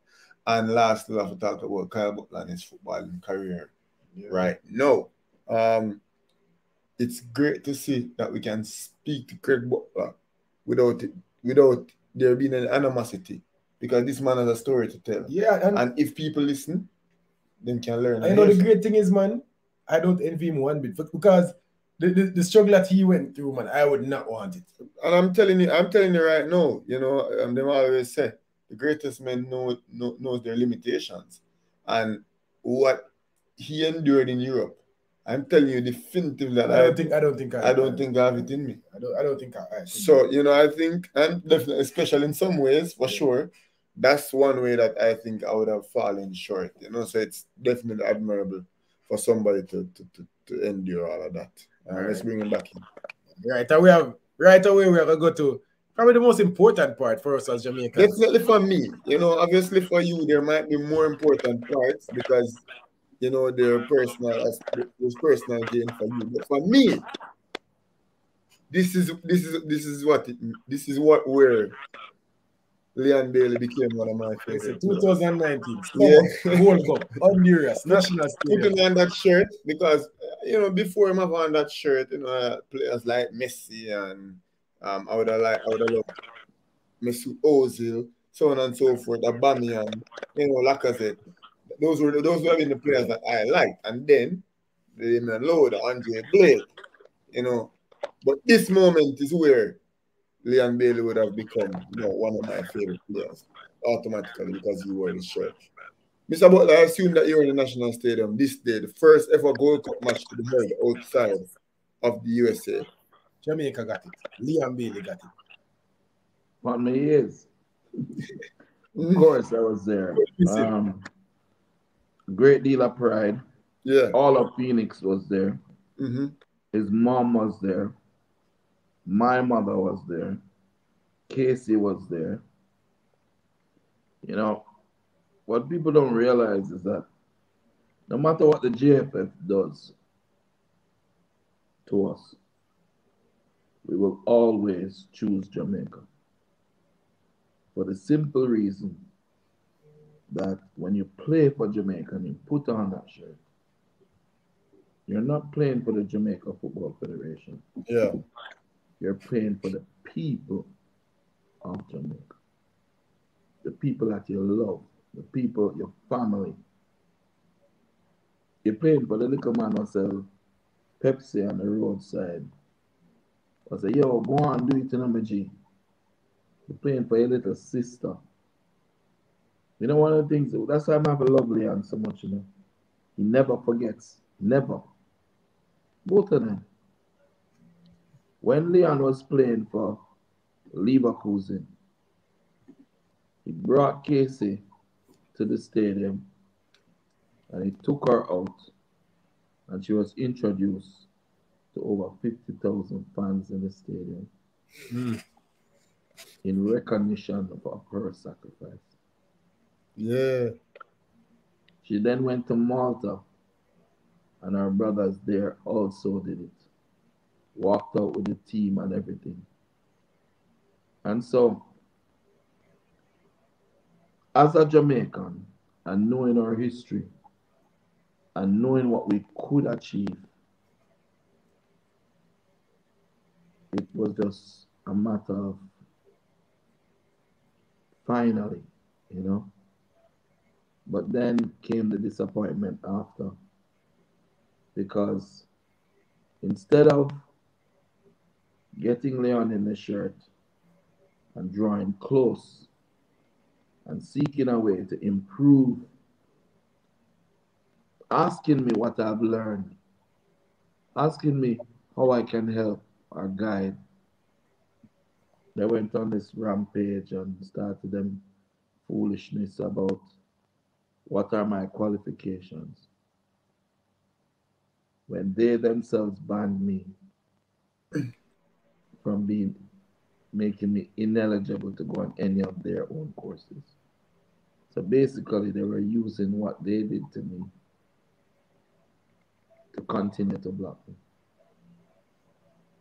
But you know, I work a job that pays me well, but what I really want to do, which is the management and development of players and supporting and coaching and so on. I don't have the time for the JFM, but I have the time for Jamaica. Yeah. So that is why I did what I did with Mona. You know.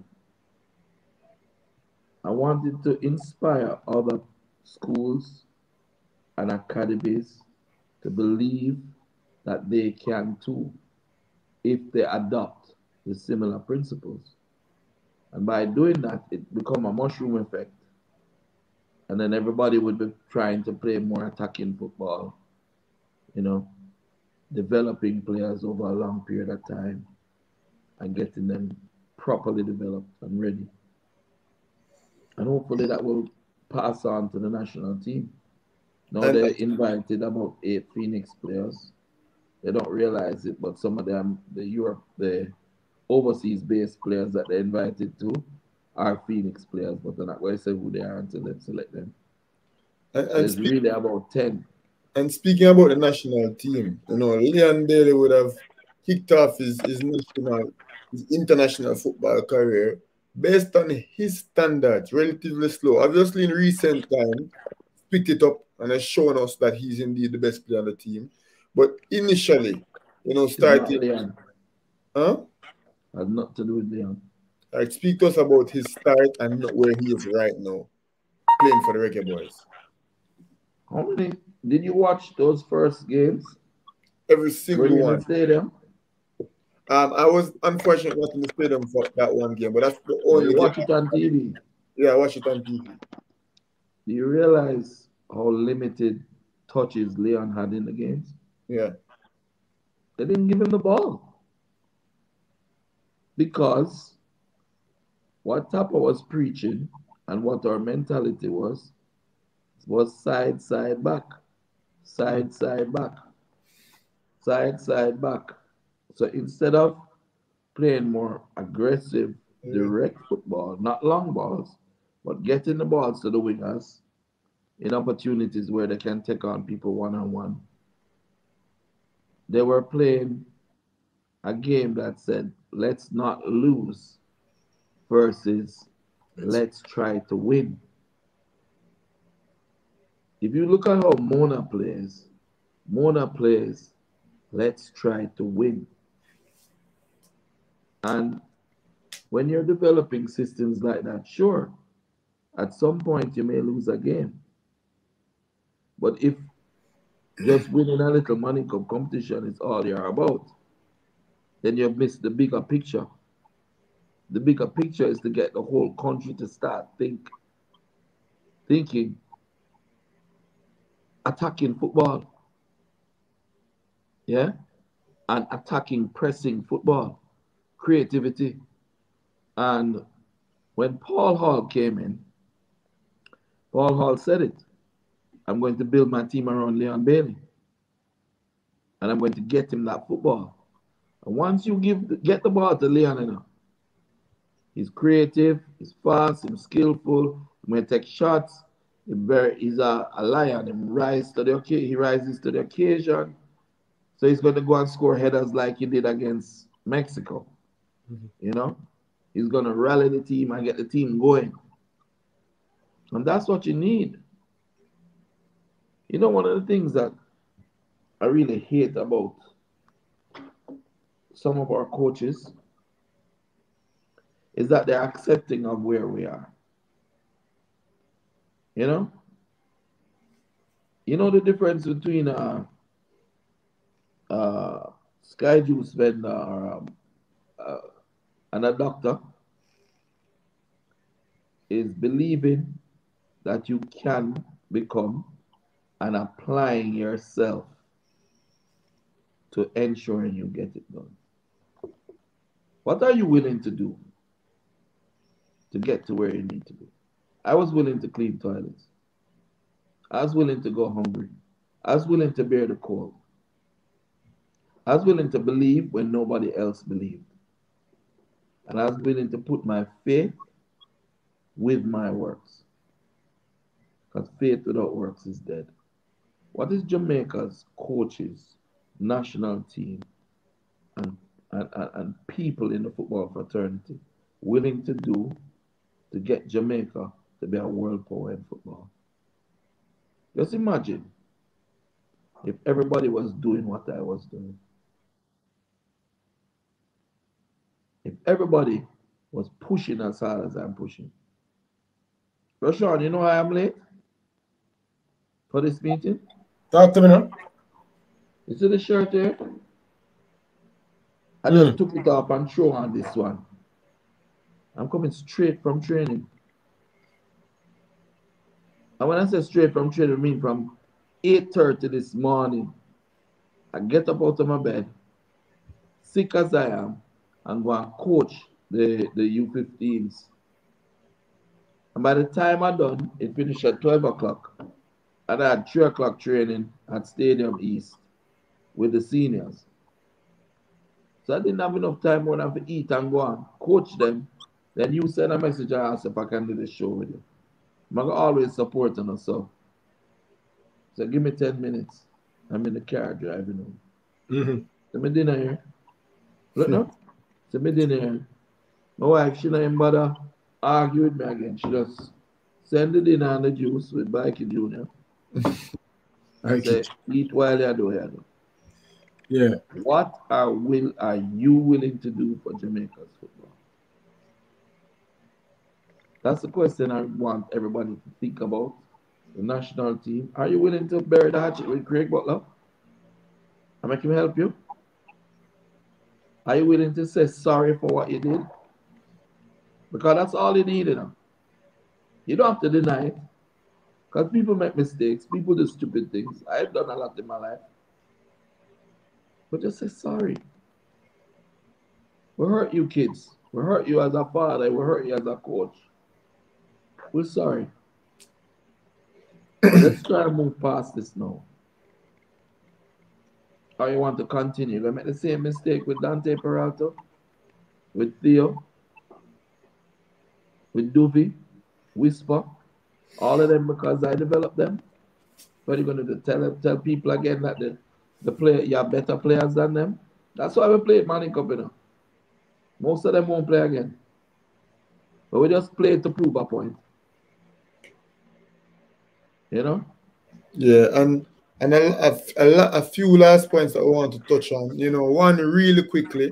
Obviously, this is all of this you wanted to get from your perspective, but the big time move to Aston Villa. Leon Bailey was now in the English Premier League. Some would say the final destination.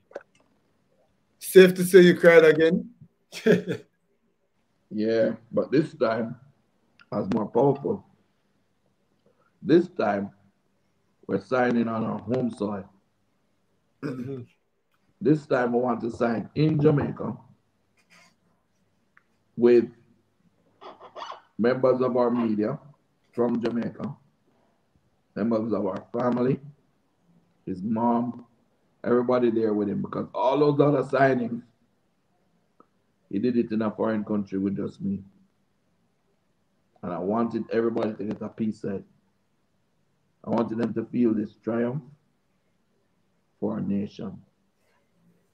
And so I pressed with Aston Villa to have it done here, and they agreed to do it. And all they asked was that we didn't release it before them. And unfortunately, one of the young journalists thought it was cute to release it before the time. Caused a lot of problems for me and the young. But we were able to rise above it. But that journalist will never get an interview as long as he lives from any other Phoenix player, including Leon. And how do you feel about this move, though, the Aston Villa move? I'm pretty sure there were other clubs involved. Tottenham was linked over the summer. How do you feel about the move overall? Holy about a lot of clubs were there. But again, you have to think about the steps.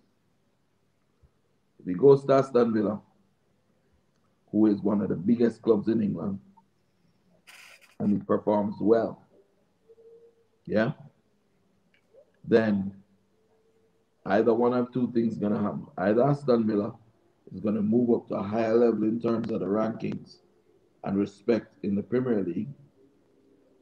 He will increase his salary and his worth in the club. And his value as a player, because he has taken a team that was mid-table or bottom table and taken them to the top, his value as a player, forget about money, his value as a player would be increased. You know? That is like the difference between me going to JC and coaching Jamaica College. Right? And or going to Mona and having Mona move right up to the semifinals. Yeah. Could have won the competition. Yeah. You know, that's the difference. What impact would I have had at a Jamaica College? What impact, high impact, would Leon have had at a Man City or a Chelsea at the time? Yeah. Would he get the playing time that he needed to show? You know? And remember, the business of football is very, very difficult. You need to have good, strong advocacy. You know, and thank God my life's path has made me a very good and strong advocate. I'm not really afraid of nobody. I'm not intimidated by whether it is the Premier League or the JFF or kindergarten. And the last thing that I want to touch on, because all of this is from your perspective. So you spoke to us about how you felt throughout this journey.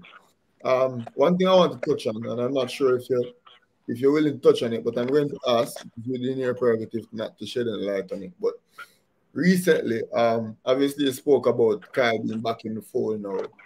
you're all one big family again. We know how fond you are about Kyle Butler. The world knows that we've heard you speak about him so glowingly, in spite of all the issues. But you guys had a falling out. And from your perspective, I'm not necessarily asking about details about the falling out, but how did you endure that time you separated from your kid? Your carbon copy, your doppelganger. I didn't sleep one night while Kyle was outside of our home. Not one night.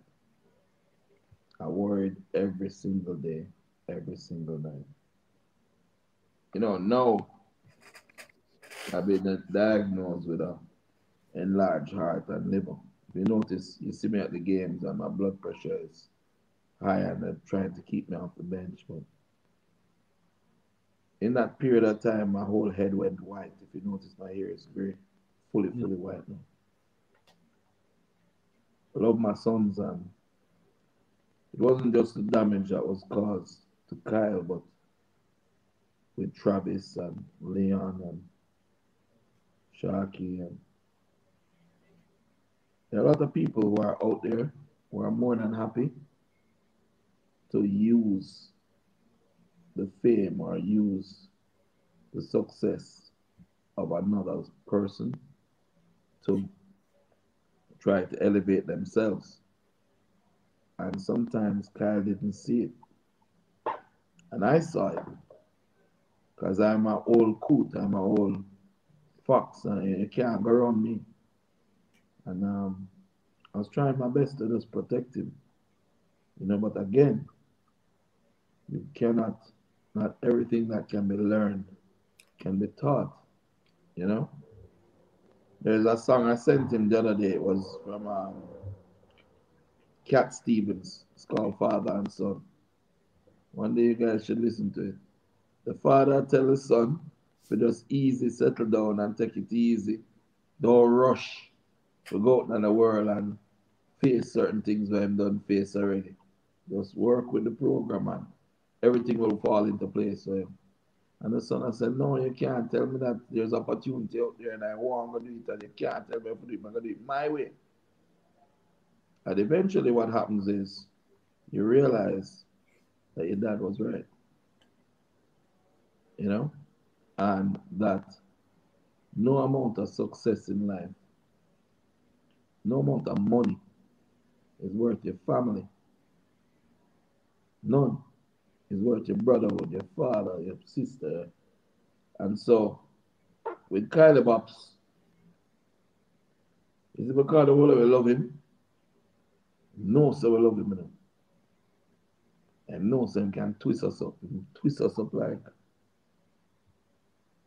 But one of the things he has always shown is that capacity to love. That's why people in general, whether it is dancehall or anything going on, he will be successful. Because just his infectious laughter, everybody love him. You know? And he's come back in and yeah, him know he mess up and him know everybody mess up. We mess up, I mess up. Was the family split into like factions? So obviously you and him were at odds, but was it a case where like the sister would have sided with Kyle and the other kids would have sided with Craig? Was it a case where the family was split in two halves or how? Not really. It was really just him out there on the morning. You know? Every man say, listen, we're not depend that. But the greatest of all is Casey. Casey's like, what name? Switzerland? She not gonna war. She not fight with nobody. She not take that side. No time.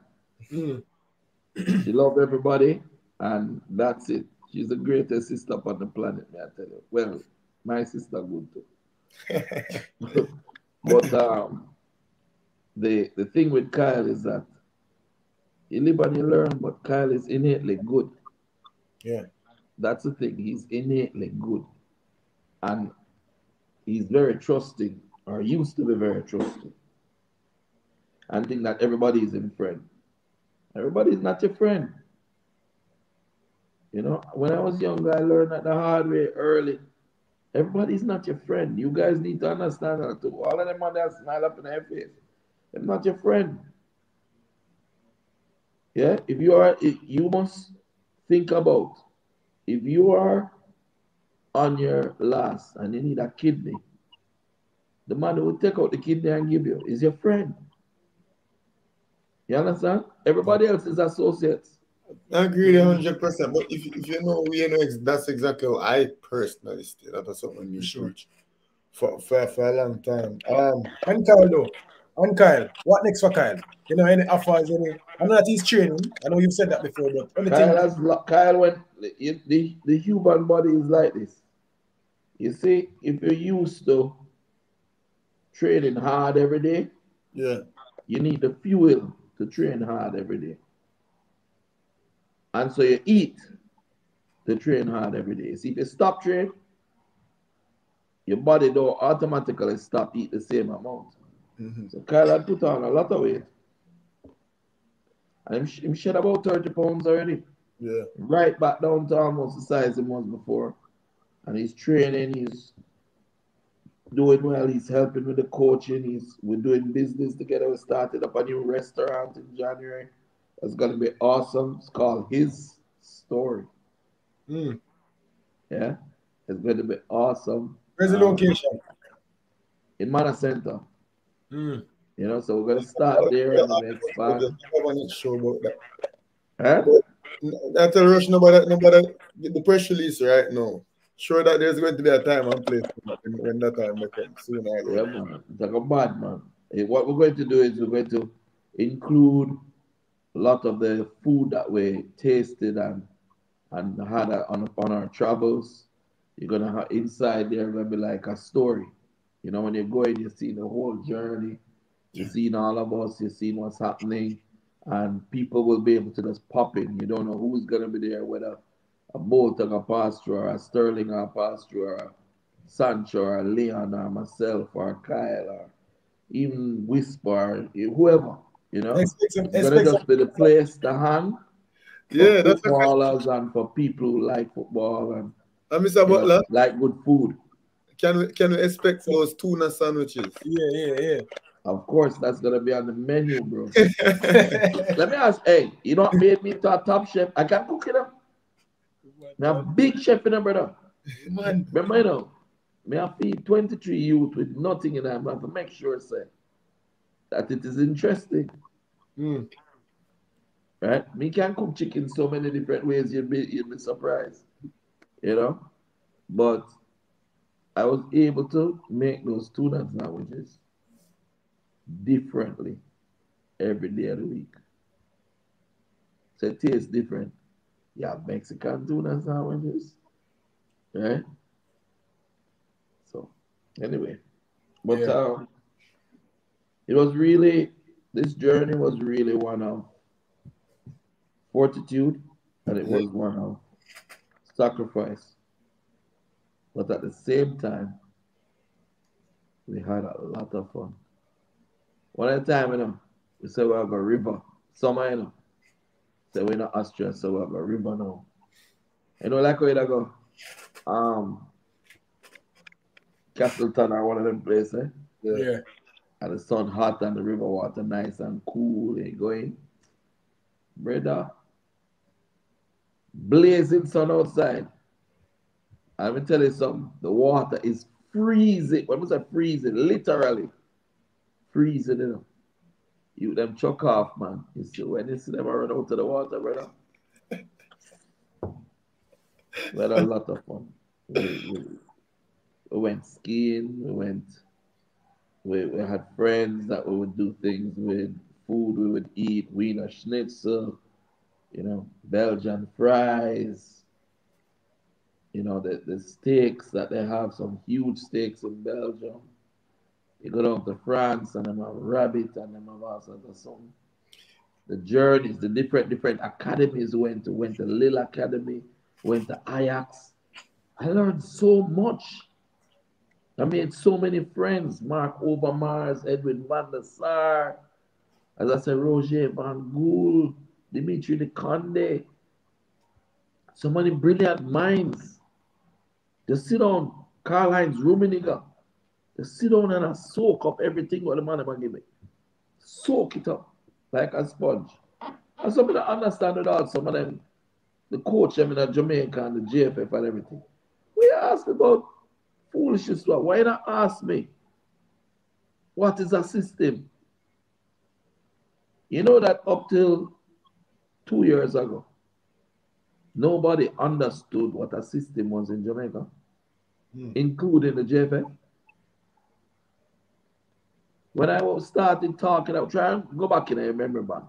When I started talking about a national football culture, and that we need to have a system, and that we need sustained development and training camps and all of that. Nobody understood or even them say Butler just chat too much. Now, everybody are talking about system, everybody are talking about training camp, everybody are talking about national football culture, everybody are talking about genetics. But at one point they never spoke about any of that. Well, them always say somebody have to go first. Somebody have to be the catalyst. This is about the one question that I'd like to ask, and I think this is a good note to end the time. Given the chance to do it all over again, what would you change?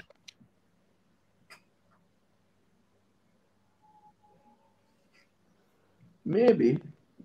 I said it before. But I probably wouldn't do it. Because it's just not in my nature. Maybe I'd try to be more diplomatic with the J. Starting from before going to Europe? Yeah, man. Remember, you know? You ever watch Leonidas and the Brave 300, eh? Yeah. You remember when you watch a movie, right? Mm-hmm. One of my favorite movie then. Yeah, it is a mandate for anybody going to Phoenix to watch a movie 4 times. 300? Yeah, you have to watch it 4 times. You have to watch Gladiator. You have to watch Braveheart, and you have to watch Troy. Troy and 300 are two of my favorite. Anyway, so when the messenger came from Xerxes, I said, all that food and water, all that the great King Xerxes asked is a token of food and water. Send some food and water to him to show your allegiance are bowing down to Xerxes. Yeah. And Leonidas said, well, that not gonna work, and kick him in the pit. This is Sparta. This is Sparta. That not gonna work. Now, what made Phoenix the way it is that mentality. You can't bully me into doing what you want me to do. You can't force me to take a president that I know is unknown, is a man who kill my dog and everything. You know that man is the who they tried to force on me. You want to hear poetic justice? Go for it. When they banned me, right? Because I wouldn't take that guy as the president of my club, right? You know that's the whole reason they banned me, right? And I take them to court, right? Right. You know that man was eventually banned by CASAFA for making his own IDs with overage players. And do you know that same man is the juror in the cartel case, is the man that tried to bribe the jurors in the cartel case with the $500,000. I'm same one, you know. I'm never sentenced next day, and as a brother named Livingston came. And him I get sentenced, you know. Interesting. You see how God work? That's how you would. Took many, many years, but God never stopped. God never forgot that little dog that gave his life. God never forgot those little kids that stood up and were ostracized and moved from place to place. Brother, we're living in a van, you know, when they come on to football, you know. Can you imagine you start training over one field and you start getting used to it and you're happy and everything? Oh, JFF cuts off and JFF come over here and then say you can't play for us. So if you play for us, we're going to ban you. So you have to leave. I'll never forget Andrew James, Papi Newtek. That man, when I said to him, say, are you associated with Craig Butler and Phoenix? Or are you going to get them out of your club? The man said, listen, in the business what you want to say, I am not going to disassociate with Phoenix. I'm not going to disassociate with Craig Butler. And you're not going to push out these little boys from not playing. And then ban him. And Papi Newtek has not played in any Casafa competitions from that day till now. Yeah, man. Can you imagine the youth them are playing? Me not coaching them. And playing in the competition for Papi Newtek. Then win under 13, under 17, under 15. Yeah? And put on go play now like the championships between the other zone and win, right? And because speed don't, so we're gonna play against Cavaliers. I know him can't beat me. You know them though? And he was the president of the Casafa, you know.